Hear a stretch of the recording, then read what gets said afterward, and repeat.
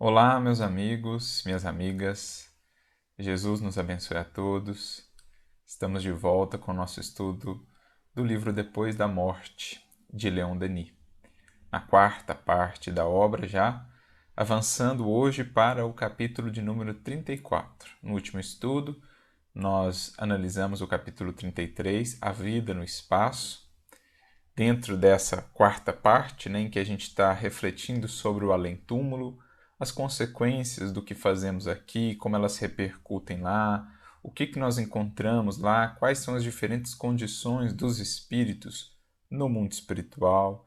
Então, Denis já vem trabalhando esses assuntos conosco. Hoje ele vai seguir nessa linha, falando sobre a erraticidade. Esse termo que Kardec nos traz aí, da erraticidade, os espíritos errantes.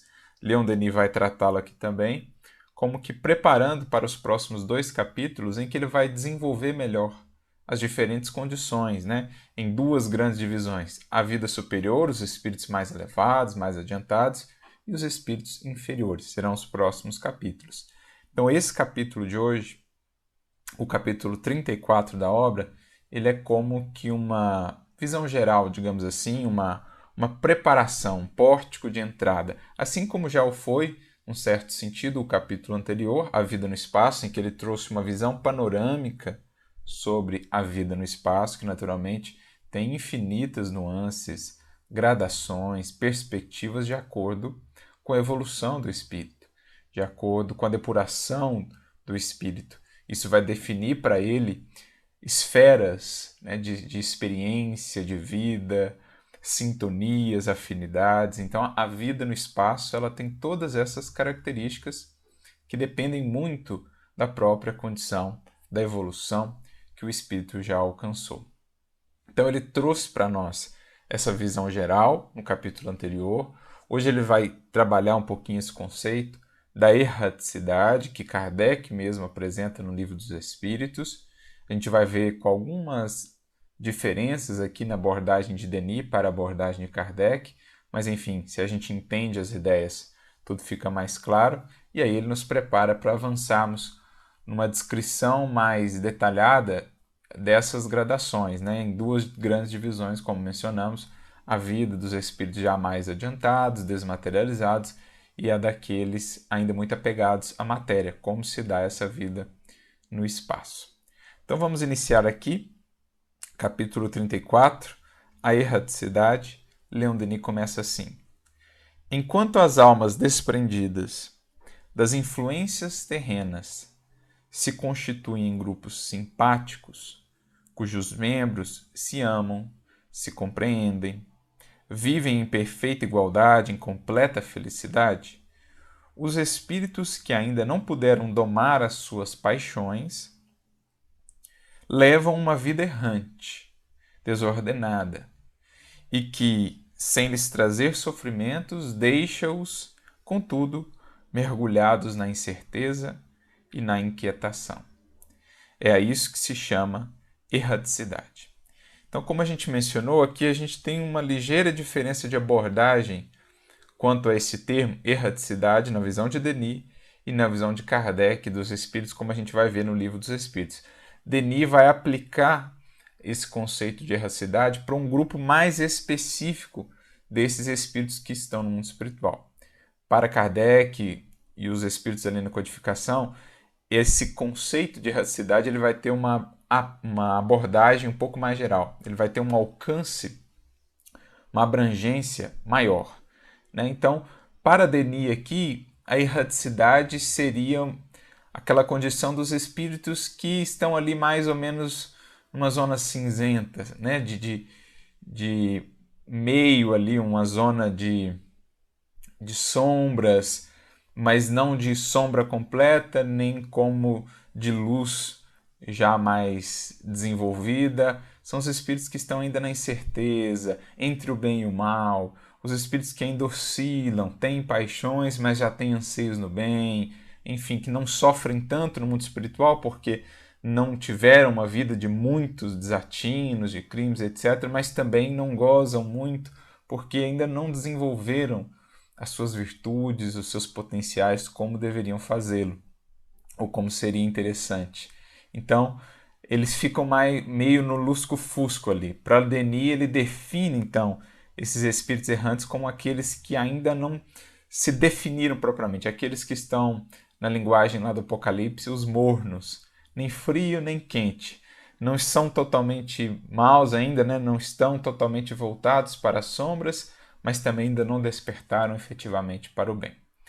Vamos perceber que, para Kardec, no Livro dos Espíritos, o conceito de erraticidade ou de espíritos errantes ele vai ser, na verdade, mais abrangente. Ele vai envolver tanto espíritos já mais adiantados, mas que ainda necessitam voltar ao mundo, reencarnar, aprender, vivenciar, né, experienciar provas, lutas, expiações. Vai abarcar também esse conceito de espíritos errantes, os espíritos inferiores, os espíritos muito materializados, apegados às paixões, os espíritos que sofrem no mundo espiritual, enfim. Para Kardec, no Livro dos Espíritos, o conceito de erraticidade é aquele que envolve, que engloba todos os espíritos que ainda precisam encarnar. Todos os espíritos que não completaram a sua jornada pelas encarnações até o ponto de se alçarem espíritos, a condição de espíritos puros.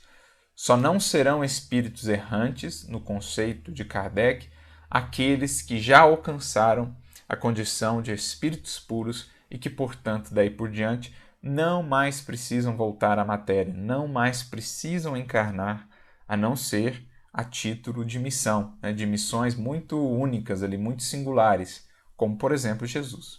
Então, Jesus não é um espírito errante mais, porque já alcançou essa condição definitiva a que todos um dia chegaremos, que é a condição de espírito puro. Então, Jesus não precisa mais encarnar, não precisa mais passar por provas, nem muito menos expiações, porque já colheu da experiência na matéria, em vários orbes, em várias condições de matéria, né, desde aquelas mais sutis mesmo do que propriamente a matéria do mundo aqui, Terra, que é uma matéria ainda muito densa. Ele já colheu todas essas experiências que as encarnações lhe poderiam ofertar e agora segue apenas lá na condição de espírito mesmo, espírito puro, sem voltar à matéria, a não ser em circunstâncias muito específicas, como no caso da sua encarnação aqui no planeta.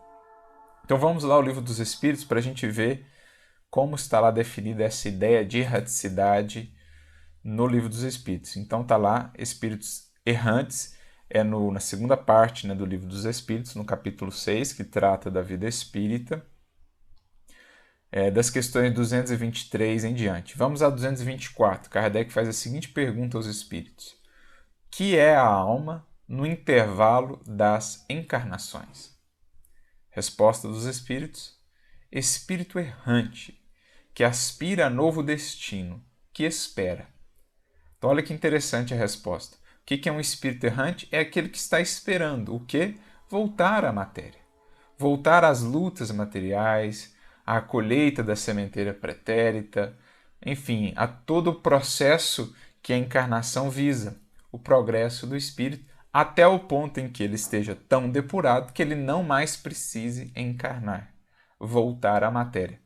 É o que está lá no Livro dos Espíritos, se não me engano, na questão 170 ou 171, que se torna um espírito após a sua última encarnação. E os espíritos então respondem: espírito puro, espírito bem-aventurado. Então, essa é a finalidade para a qual todos nós tendemos, né? Exatamente, na questão 170, espírito puro, espírito bem-aventurado. Enquanto não alcançamos essa última encarnação, nós somos espíritos errantes, nós somos espíritos em jornada.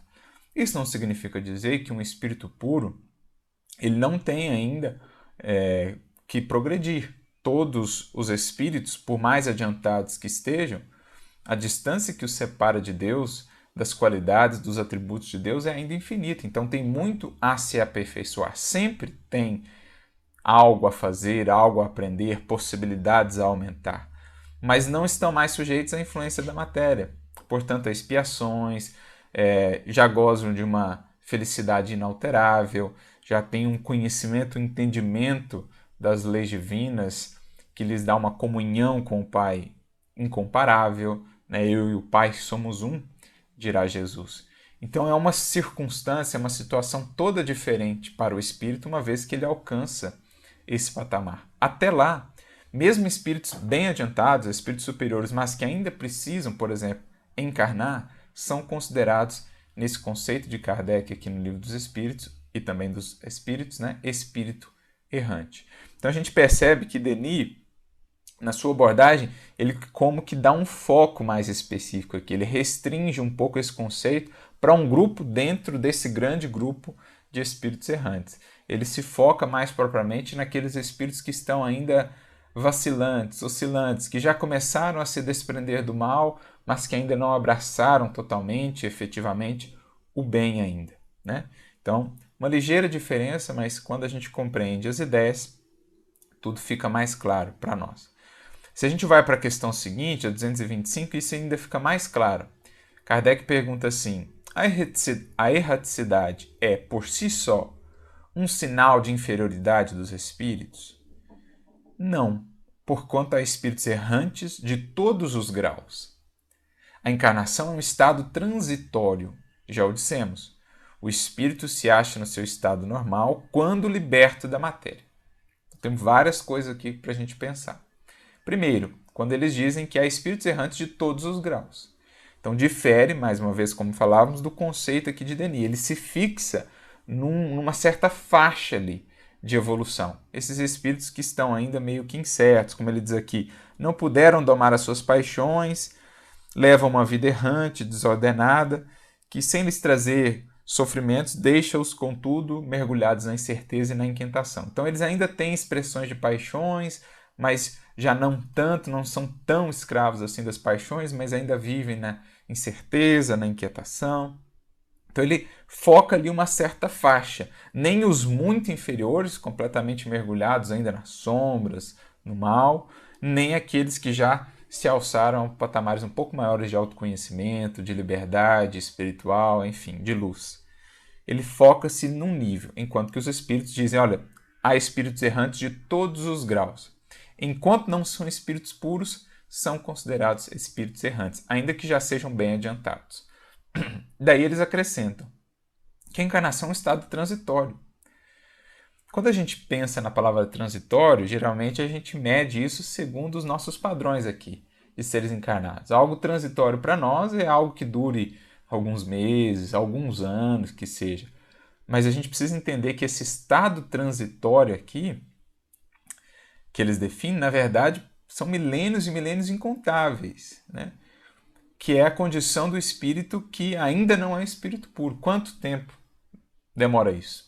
É milênios incontáveis, milhões e milhões de anos, a depender da velocidade com que o espírito progride, né, da vontade que ele imprime nesse seu progresso.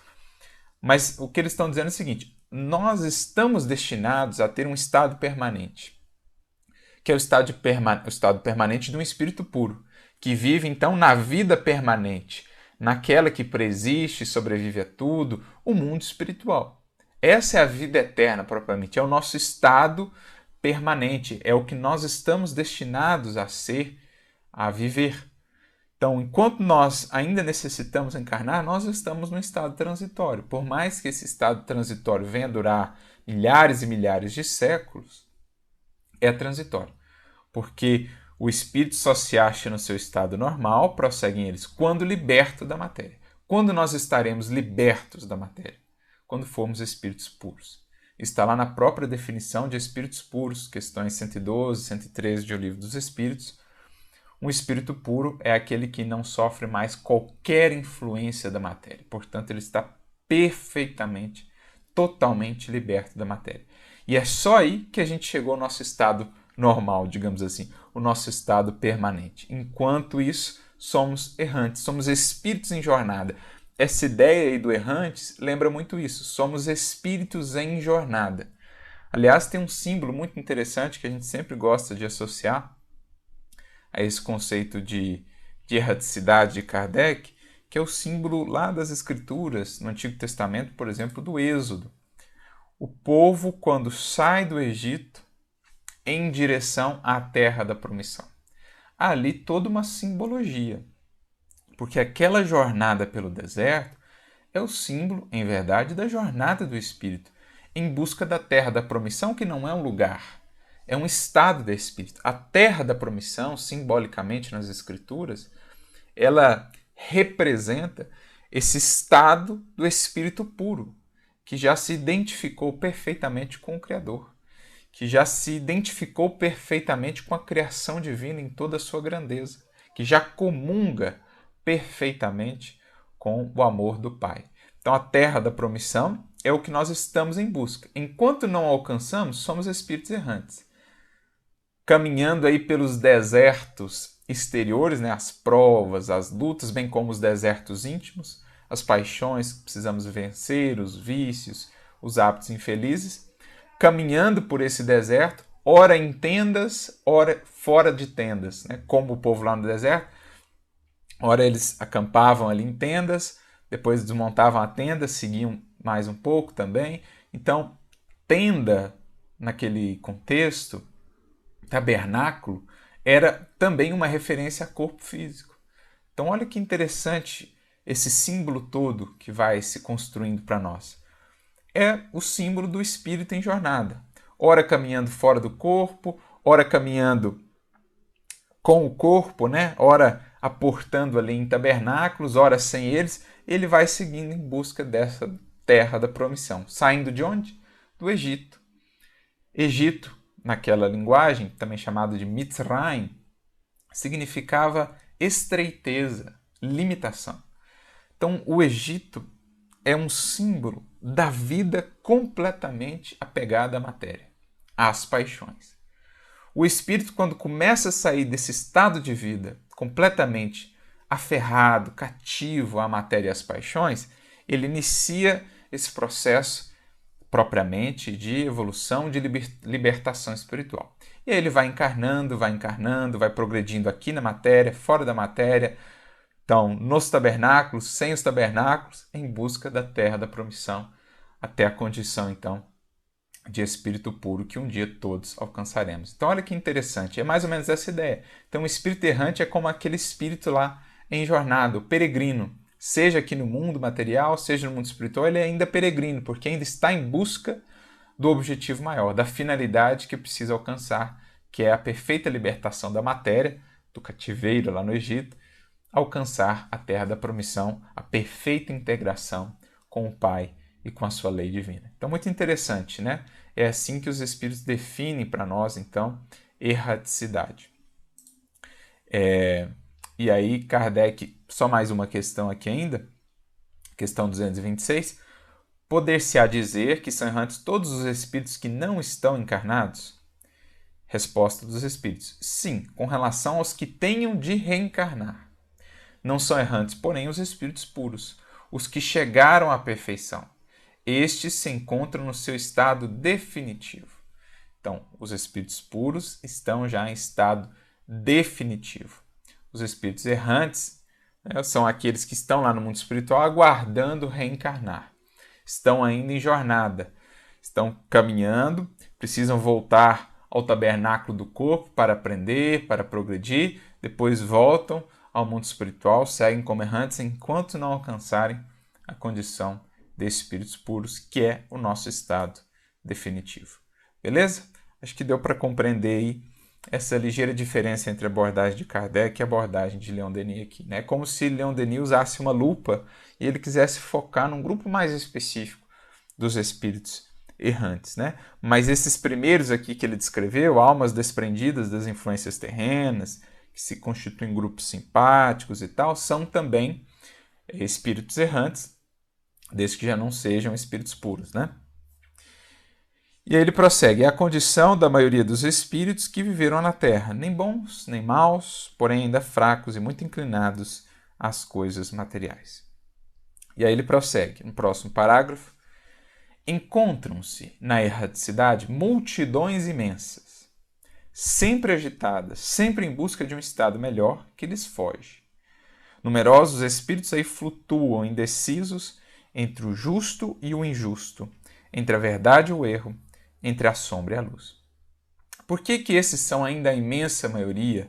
Porque a Terra é ainda um mundo de expiação e provas. Aliás, é justamente porque a maioria dos espíritos não são espíritos ainda bons, já avançados, adiantados, libertos das influências materiais, é isso que configura a Terra como sendo um mundo de expiação e provas. Quando essa maioria deixar de ser a desses espíritos na incerteza entre o bem e o mal, para passar a ser os espíritos que já estão realmente comprometidos com o bem, a Terra ascenderá a um novo patamar na escala dos mundos, um mundo de regeneração, depois um mundo feliz, até um dia, né, um mundo celestial, um mundo divino, onde estão aí realmente espíritos já puros. Então, por ora, a Terra é um mundo de expiação e provas. Então, a maioria dos espíritos que aqui estamos somos espíritos que temos ainda muitos vínculos ainda com o passado de sombras, de quedas, de vícios, muitas sementeiras dolorosas ainda por colher e por reajustar, mas que aos poucos já vamos aí despertando também para a necessidade do bem. Nós estamos num limiar importante na trajetória evolutiva do planeta terrestre, que é justamente essa virada em que a maioria deixará de ser a desses inquietos, a desses que estão ainda oscilantes, hesitantes, para passar a ser realmente a maioria de espíritos já comprometidos com o bem. A maioria deixará de ser de espíritos ainda com muitos vínculos com o mal, com a sombra, com o egoísmo, para passar a ser de espíritos bondosos, né? É o que está lá na questão do Livro dos Espíritos. Os bons ainda são tímidos, né? Os maus ainda são audaciosos. Quando os bons quiserem, prevalecerão. Nós estamos nessa guinada, quando o bem realmente passará a prevalecer sobre o mal no mundo. Então é todo um processo que está se operando aí há muitos séculos já, especialmente desde o advento do Cristo. Há nesse processo a transmigração de espíritos, aqueles que realmente estiverem ainda muito voltados para o mal, para o egoísmo, não mais permanecerão no orbe, serão relocados para outros planetas e ficarão aqui aqueles que já estão minimamente comprometidos com o seu autoconhecimento, com a sua renovação. Bem-aventurados os mansos, porque herdarão a terra.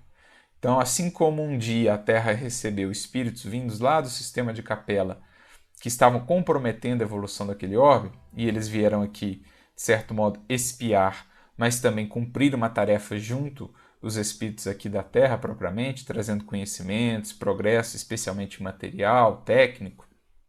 Assim acontecerá com parte dos espíritos que vivem na Terra. Serão relocados aqueles mais renitentes, mais rebeldes. Os que estão minimamente já dispostos a renovarem-se permanecerão, serão secundados por espíritos mais adiantados que vêm também nos amparar, especialmente em momentos culminantes como este, e assim a Terra vai ascender para um novo patamar na escala dos mundos, um mundo de regeneração. Então são multidões imensas. Para a gente ter uma ideia, no livro Roteiro, o Emmanuel menciona que a população espiritual da Terra é da ordem de 20 bilhões de espíritos, mais de 20 bilhões de espíritos. Então, se temos 7 bilhões aqui encarnados, eu não me recordo se ele menciona que são 20 bilhões desencarnados ou 20 bilhões no todo, mas enfim, pelo menos temos o dobro de espíritos desencarnados lá no mundo espiritual, né? Então, para a gente ver as multidões que estão aqui nessa escola planetária e o quanto isso nos dá uma dimensão assim da grandeza realmente de Jesus, um espírito que assumiu essa tarefa de ser o condutor e o bom pastor de mais de 20 bilhões de almas. Conhecer cada ovelha, como ele diz, pelo nome, a trajetória, conhecer as lutas, as potências, enfim, naturalmente que ele está amparado aí por legiões de auxiliares, de anjos, né, de ministros, mas Jesus, com a grandeza do seu Espírito, com a penetração do seu Espírito, consegue nos envolver a todos no seu amor, no seu auxílio, na sua misericórdia. E aí ele prossegue. Então tem muitos que estão nessa fase aí oscilante, né, entre a sombra e a luz, entre a verdade e o erro, é a maioria. Outros estão sepultados no insulamento, na obscuridade, na tristeza, sempre à procura de uma benevolência, de uma simpatia que podem encontrar.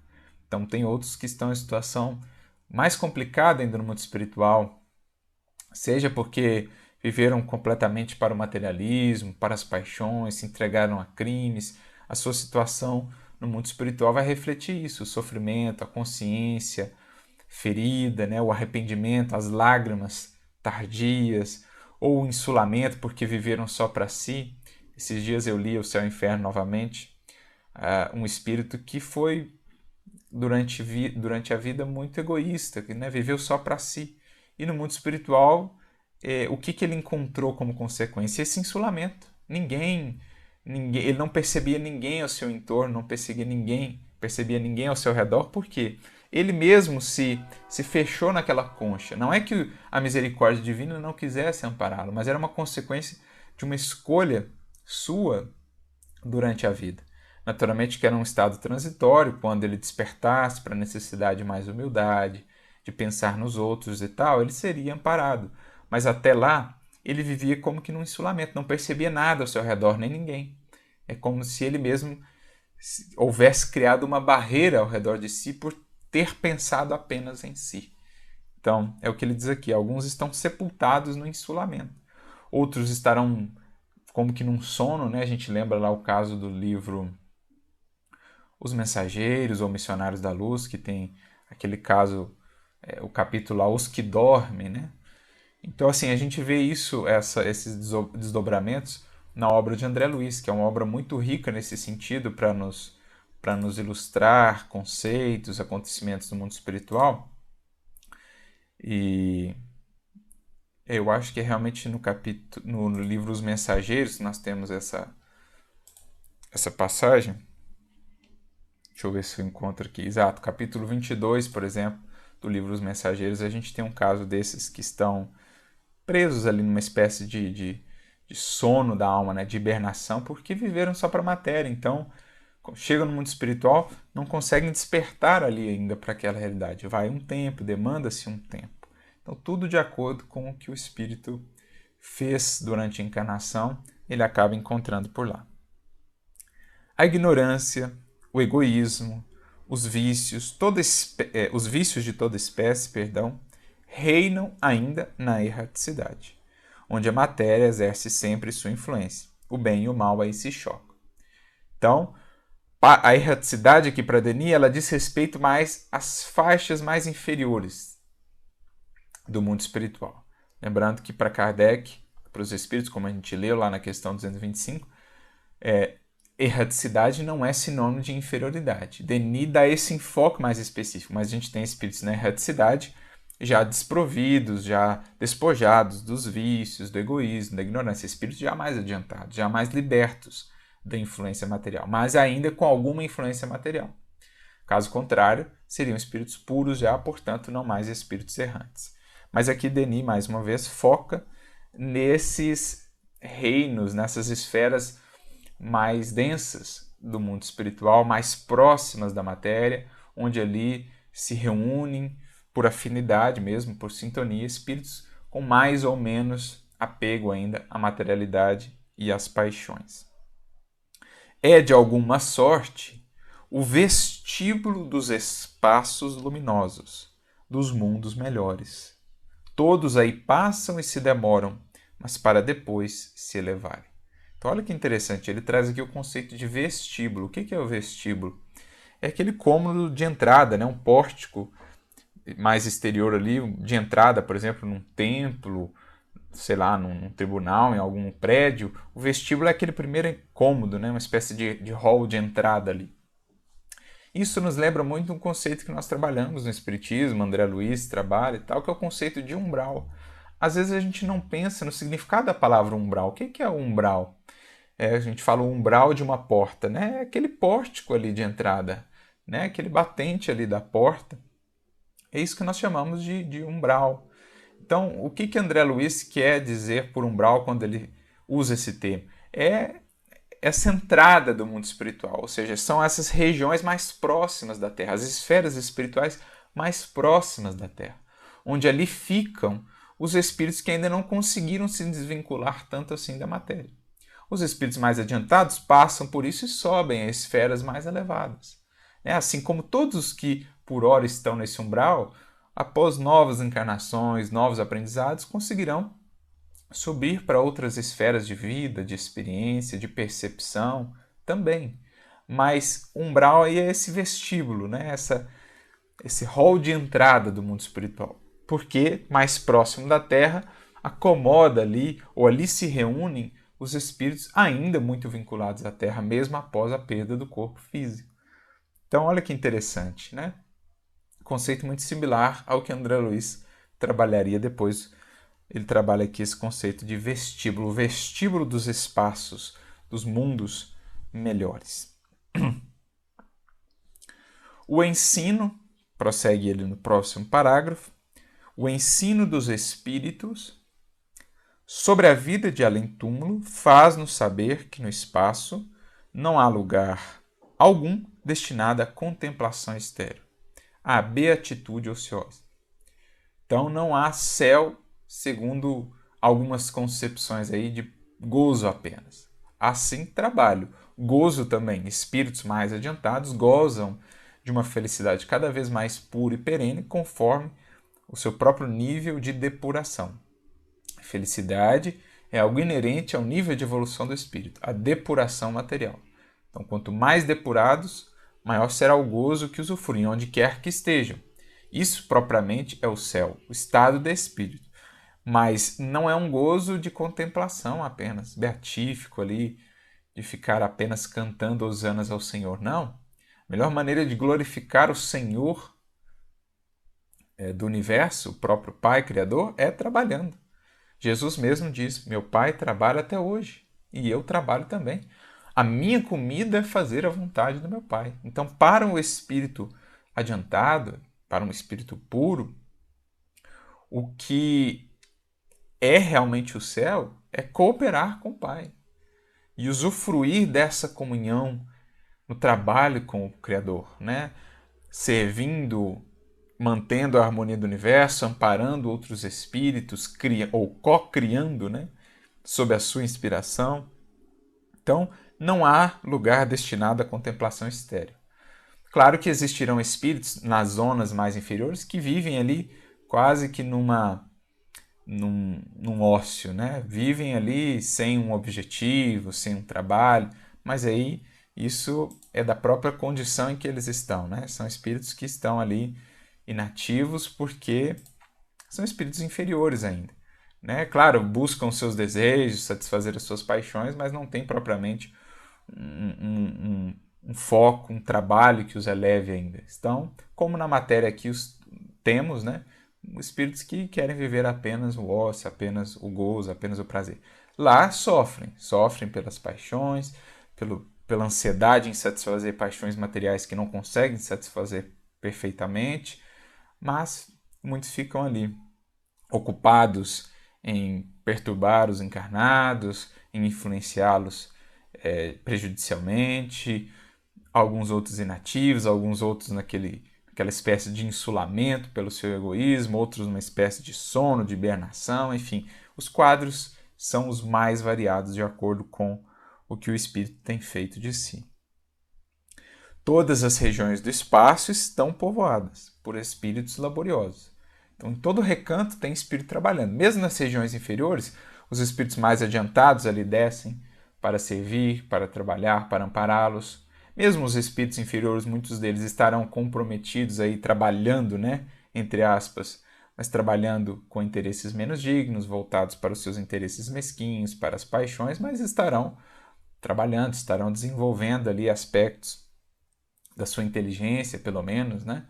Ainda não do sentimento, ainda não da moralidade, mas alguma coisa estão trabalhando ali, estão fazendo, né?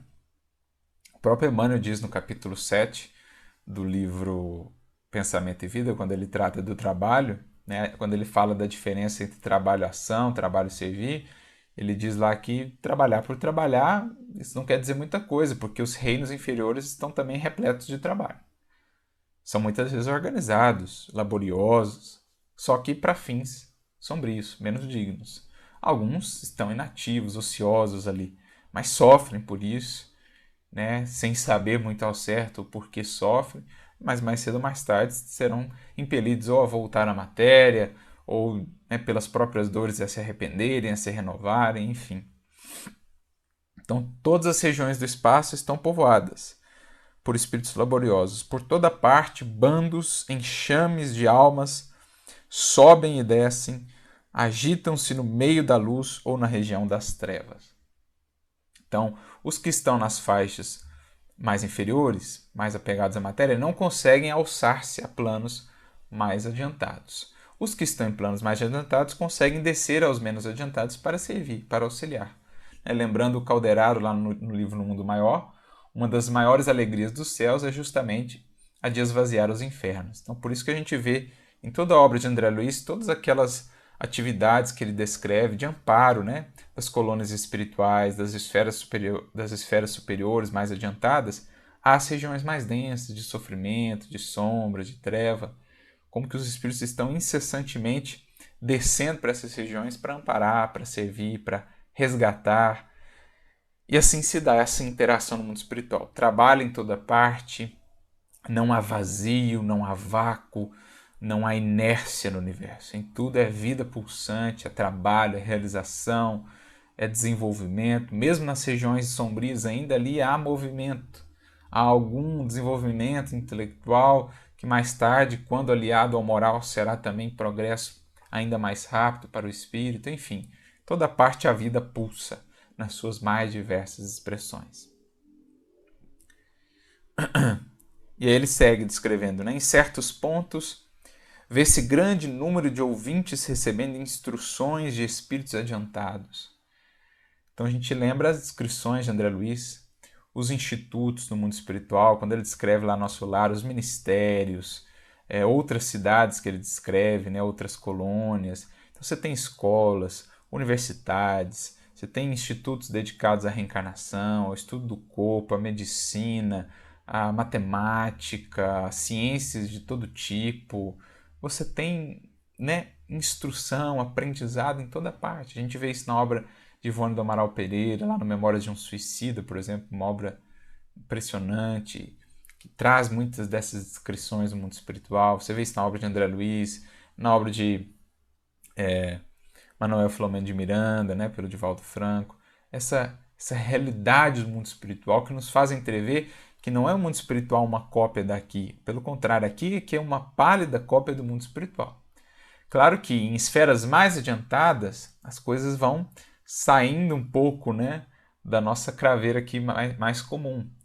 A gente mal pode conceber como é a vida em esferas realmente mais adiantadas, de espíritos mais desmaterializados, mas em tudo há estudo, interação, aprendizado, trabalho constante, né, no mundo espiritual. Em outros, formam-se grupos para festejarem os recém-vindos. Então nós temos equipes de apoio aos que estão desencarnando, equipes que vão amparar os que estão na matéria ainda, amparar as diversas casas religiosas, amparar os que estão fazendo o passamento, né? Amparar os que estão passando por enfermidades. Nós temos equipes que vão trazer os espíritos durante o sono para atividades no mundo espiritual, enfim. É incrível, né? A vida para além dos nossos sentidos é algo que a gente não pode sequer, por hora, realmente conceber. A grandiosidade, tudo o que acontece para além do que os nossos frágeis, limitados sentidos físicos podem abarcar. Aqui, espíritos combinam os fluidos, infundem-lhes mil formas, mil coloridos maravilhosos, preparam-nos para os delicados fins a que foram destinados pelos espíritos superiores. Então nós temos as construções fluídicas, né? Como se dão aquelas construções fluídicas, aqueles edifícios, aquilo lá que a gente vê as descrições do mundo espiritual são todas construções fluídicas feitas por espíritos com maior capacidade de manipulação desses fluidos. Quanto mais elevada ali a colônia, a esfera espiritual em que se esteja, mais diáfana é esse elemento semimaterial, né, esse fluido, e mais ele dá, digamos assim, possibilidades, mais plástico ele é, moldável pelo pensamento do espírito, que consegue criar construções as mais belas, né, diáfanas, transparentes, translúcidas, coloridas, a gente vê as descrições das construções de nosso lar, por exemplo, a gente fica imaginar esferas mais adiantadas, as construções em mundos menos materializados que a Terra, a gente vê as descrições lá de Júpiter, por exemplo, que estão na Revista Espírita, ou no livro da mãe do Chico, né? Cartas de uma Morta, lá da Maria João de Deus, as descrições dela sobre Saturno, sobre outros planetas, enfim, são coisas belíssimas, essas criações fluídicas que Denis descreve aqui, né, no seu livro Depois da Morte, que a gente vê Mesmer fazendo uma referência a essas criações fluídicas na Revista Espírita, enfim. Tudo manipulação dos fluidos, né? A gente já falou aqui da vontade, do pensamento e dos fluidos, no capítulo A Vontade e os Fluidos, se eu não me engano. A gente já falou que é assim que os espíritos lá edificam, é o capítulo 32, né? Eles edificam essas construções fluídicas, objetos, né? Instrumentos que a gente vê lá no mundo espiritual, tudo isso são criações, construções fluídicas. Ali, ajuntamentos sombrios, perturbados, reúnem-se ao redor dos globos e os acompanham em suas revoluções, influindo assim inconscientemente sobre os elementos atmosféricos. Então a gente tem também os agrupamentos sombrios. Basta ler um livro Libertação, por exemplo, do André Luiz, em que a gente vê aquela colônia ali, aquela reunião de espíritos numa região sombria, onde lá Gregório atuava com toda a sua falange, e outros tantos livros que tratam desses agrupamentos nas sombras, né?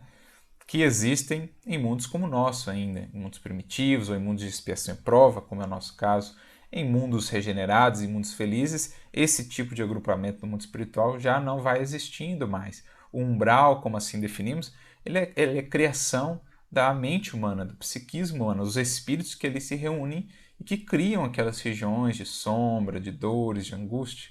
Em mundos mais regenerados, onde já não existem espíritos tão comprometidos assim com o mal, com a sombra e com as paixões, esse tipo de região não existe mais. Então não é uma criação divina, é criação fluídica, é criação mental daquele grupo de espíritos, milhares e milhares, que ali se reúnem. Então por isso existe ainda esse tipo de agrupamentos, né, junto ao redor dos globos não tão adiantados. Globos mais adiantados, planetas mais adiantados já não contam mais com esse tipo de colônias, de regiões, né? Espíritos luminosos mais velozes que o relâmpago rompem essas massas para levarem socorro e consolação aos desgraçados que os imploram. Lembrando mais uma vez a frase lá de Calderaro: uma das maiores alegrias dos céus é justamente esvaziar os infernos. A gente vê isso muito bem no livro Ação e Reação, por exemplo, que trata de uma colônia junto a essas regiões sombrias.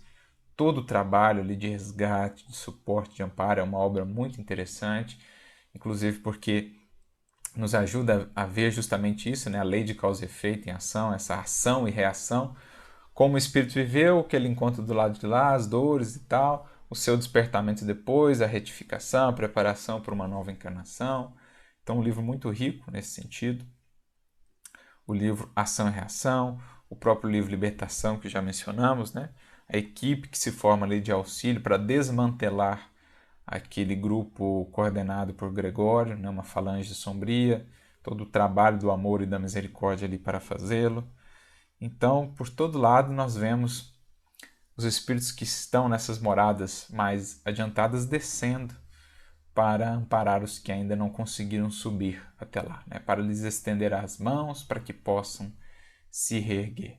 E o fazem, como diz aqui, espíritos mais velozes que o relâmpago, né? Claro que essa velocidade de locomoção, digamos assim, do espírito depende do seu nível espiritual. Espíritos superiores, espíritos realmente já mais adiantados, despojados da matéria, se movem na velocidade do pensamento. Outros vão ali volitar, né, em velocidades mais ou menos rápidas. Outros sequer conseguem volitar ainda, estão muito presos, digamos assim, à visão ainda da matéria, se consideram ainda tão materiais que sequer conseguem a volitação, por exemplo. Mas o espírito a sua velocidade de locomoção no mundo espiritual, em estado permanente, digamos assim, quando for realmente um espírito já liberto da matéria, é uma velocidade mais rápida do que a luz, dizem os espíritos. É a velocidade do pensamento. É o que lhe permite percorrer os espaços, como se não existisse ali tempo e espaço, né? Mais rápido que a própria luz, que na matéria é a velocidade limitante, 300 mil km por segundo. Mas que ainda assim seria uma velocidade muito pouca, muito baixa, melhor dizendo, para a dimensão do universo. Então realmente precisaria-se de uma velocidade maior para poder percorrer o universo sem fim da criação. E é o que os espíritos dizem, a velocidade do pensamento. Cada um tem o seu papel e concorre para a grande obra na medida do seu mérito e de seu adiantamento. O universo inteiro evolui. Então, cada um tem o seu papel, cada um ocupa uma parte que lhe cabe ali na criação, no estágio em que está. Mesmo os espíritos que não são adiantados, eles estão cumprindo alguma coisa ali no todo da criação. É o que a gente vê, de novo, na segunda parte do Livro dos Espíritos, no capítulo 10. Todo ele, Kardec vai tratar, junto com os espíritos, das ocupações e missões dos espíritos. E aí ele fala ali, né, dos espíritos de toda a ordem, desde os mais adiantados, que são lá colaboradores diretos do Criador, que concorrem para a harmonia do universo, para executar a sua vontade, até aqueles que estão ainda na condição de espíritos inferiores, espíritos imperfeitos. Por exemplo, na questão 559, ele pergunta: também desempenham função útil no universo os espíritos inferiores e imperfeitos? E eles respondem: todos têm deveres a cumprir. Para a construção de um edifício não concorre tanto o último dos serventes de pedreiro como o arquiteto? Então olha que interessante, até esses têm alguma coisa ali que eles estão cumprindo, né? Dentro do seu nível de ação, do seu nível de consciência. Então cada um tem o seu papel e concorre para esse todo. A ideia é, claro, que na medida que o espírito vai progredindo, ele deixa também de criar intervenções indébitas, porque o espírito imperfeito, se ele concorre em alguma medida para o universo, ele também cria muitas intervenções indébitas que se traduzem para ele em expiações, em retificações dolorosas. Então, quanto mais adiantado o espírito, mais a sua contribuição é realmente benéfica, né? Sem qualquer efeito colateral, sem qualquer intervenção indevida que acaba resultando para ele em dores, em sofrimento, em reparações difíceis. Então, o universo inteiro evoluindo. Como os mundos, os espíritos prosseguem seu curso eterno, arrastados para um estado superior, entregues a ocupações diversas. Então, fica aí a sugestão, essa 10ª parte do Livro dos Espíritos, Ocupações e Missões dos Espíritos, em que Kardec vai fazer todo um apanhado geral sobre essas diferentes tarefas dos espíritos conforme o grau em que se encontram. E aí Denis prossegue: progressos a realizar, ciência a adquirir, dor a sufocar, remorsos a acalmar, amor, expiação, devotamento, sacrifício. Todas essas forças, todas essas coisas os estimulam, os aguilhoam, os precipitam na obra. Então, tudo isso, todos esses ingredientes se fundem nessa receita, nesse processo maravilhoso da criação, da evolução dos espíritos, do aperfeiçoamento dos seres e das coisas. Progressos a realizar, ciência a adquirir, remorsos, né? Dor a sufocar, remorsos a acalmar, amor, esperança, fé, sacrifício, devotamento, tudo isso se conjuga para estimular os espíritos na senda de ascensão. A única fatalidade, destino certo de todos nós, evoluir, progredir, chegarmos um dia à condição de espíritos puros, não mais errantes. E nessa imensidade sem limites reinam incessantemente o movimento e a vida. A imobilidade, a inação é o retrocesso, é a morte. É aquela frase que Santo Agostinho diz no Evangelho segundo o Espiritismo: não avançar é recuar, porque tudo mais está avançando. Seres, coisas, mundos, tudo está se aperfeiçoando pelo trabalho dos espíritos no seio da criação e pelo próprio estímulo do Criador por excelência. Então, viver é renovar-se, é aperfeiçoar-se, é o ser de perfeitos, enquanto que estagnar, cristalizar, é morte em sentido espiritual. Vida é movimento, estagnação é morte. Basta pensar na natureza mesmo. A vida da água em movimento, da fonte de água viva, e a morte da água parada, que se torna ali um berço para enfermidades, para sujeira. Então, vida e morte, movimento e estagnação. Sob o impulso da grande lei, seres e mundos, almas e sóis, tudo gravita e move-se na órbita gigantesca traçada pela vontade divina. Olha que linda essa frase final, né? Sob esse impulso da grande lei, que em síntese é a lei de amor, essa lei de gravitação que nos atrai para o centro divino do universo, que é o próprio Criador, tudo progride, tudo se aperfeiçoa, seres e mundos, almas e sóis, tudo atendendo àquele imperativo inicial da criação, tão bem descrito, né, simbolicamente ali no livro de Gênesis. E disse Deus: haja luz, e houve luz. Esse é o imperativo da criação. Tudo que foi criado está destinado a encaminhar-se para a luz, ou seja, a aperfeiçoar-se, a progredir. É assim que está lá na questão 38 do Livro dos Espíritos, né? Como criou Deus o universo? E a resposta deles: para me servir de uma expressão corrente, direi pela sua vontade. Nada caracteriza melhor essa vontade onipotente do que estas belas palavras da Gênese. Deus disse: faça-se a luz. E a luz foi feita. Então, o que está aqui, essa órbita gigantesca traçada pela vontade divina, esse fiat lux do princípio, esse movimento, esse impulso inicial. Desde então, tudo que foi criado encaminha-se. Não que houve um ponto de início, pelo contrário, a criação também não tem nem início nem fim, assim como o próprio Criador, mas tudo está sujeito a esse impulso inicial do Fiat Lux, destinado à luz, ao aperfeiçoamento. E nós, enquanto espíritos, somos peregrinos, errantes, enquanto não nos alçarmos à nossa condição definitiva de espíritos puros, em perfeita comunhão com essa lei, com o nosso Pai.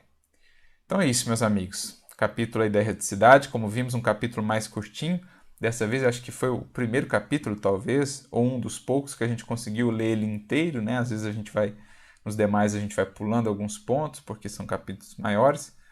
Mas fica aí o nosso estudo de hoje, mais uma vez agradecendo pela presença, pela participação de todos, pelos comentários, pelas dúvidas, por compartilharem, divulgarem o conteúdo. É sempre uma alegria estarmos fazendo isso juntos. Na medida do possível, nós vamos respondendo depois aí as perguntas, as dúvidas que forem surgindo. E bons estudos para todos. Nos vemos, se Deus quiser, no próximo capítulo, capítulo 35, A Vida Superior. Deus nos abençoe a todos, muita paz e até lá.